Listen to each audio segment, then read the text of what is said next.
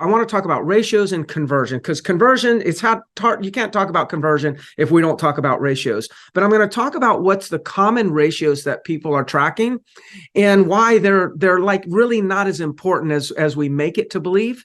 And then I'm going to share with you ratios you should be tracking and how you can manipulate or influence those ratios within the next 24 hours. And that's not clickbait. I'm telling you, you'll understand that these are things that you can do now. The challenge with a lot of ratios that people are tracking, for instance, a lot of people will track my appointment to contract written ratio, or let's just say if it's a seller, my appointment to list and taken ratio, where like hypothetically an appointment to a list and taken ratio, the only way you're going to really improve that ratio is by improving your skill. And it takes many months to improve a skill where you're going to move the needle. So a lot of agents, though they track those things, they're not committed for the next 3 or 4 months to improving the skill where it's ever going to move the number. So we need to track the ratios that where they're not skill-based ratios, they're activity-based ratios. And when and because they're not skill and they are activities, we can change our activity tomorrow morning when we get to the office. And if we change our activities tomorrow morning when we get to the office, we'll actually immediately change our conversion. So the ones that people are tracking is cost per lead. Oh, my cost per lead is X. Your cost per lead is miscalculated. The cost per lead is only half the story is what did you pay a lead company for that lead? The true cost per lead is the cost of not doing a good job on that lead. Therefore, you paid for a lead and you never got paid on that lead. That's the true cost, is what we're losing because of poor management of our leads. That's the true cost. The cost of it doesn't matter whether you pay $10 a lead, $20 a lead, 25% for the lead on a referral basis, $700 a lead. It's insignificant.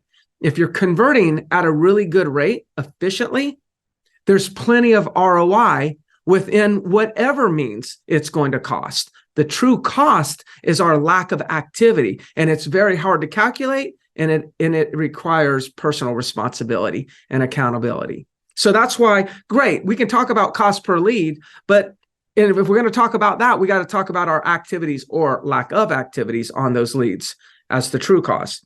The other one, as I said, is like, the appointment to list and taken or the appointment to contract written, that's another one. And then the contact to closing. It's great. How many contacts did I have and how many closings did I have? The contact to closing, these are the ones that people are talking about. But here's the one that I think we should be talking about, the 3 that I think we should be talking about. And that is, number 1, we need to be thinking about the capture to contact made, not the contact made to the contract written or the closing, the actual capture. How many leads did you came into your possession? And then how many of them did you actually talk to? Because here's the reality. Poor lead capture to poor lead contact ratio, the reality is if you actually captured 100 leads, whether or not you got them from Mojo or you got them from a referral source or you captured them on your own website, maybe you got an IDX on your website, you would be top of class if you talked to 16 of them. If you paid and captured 100 and you talked to 16 of them, you would be top of class. Now, some of you are saying, oh, I talked to more than that. I hope you do, but I don't know, how many of you really track this, but start tracking it and just understand that normal agent that does a decent job, top of class, actually better than average, would talk to 16, which means they would pay for 100, talk to 16, and pay for 84 that they actually never talked to. That's the truth of our industry. Okay. So the key is with the capture to contact ratio is we can increase that. The reason why we talk to so few people is because we're making too few attempts to talk to the people.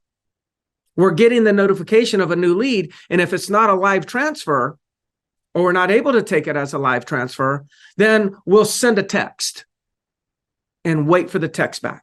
Or we'll call them one time, leave a voicemail, and wait for it to come back. And what ends up happening is by the time we get the lead captured and we attempt to make the contact, then that person's no longer on the internet. They're actually doing their job, whatever their job is, whatever they do for work, and they can't take our call. And then by the time that they can make a call, they've gotten 2 or 3 more calls from different real estate agents and different emails and different texts. They can't remember who the first one to call is. So we're just lucky if we win. We win the lottery and we're the one they call back.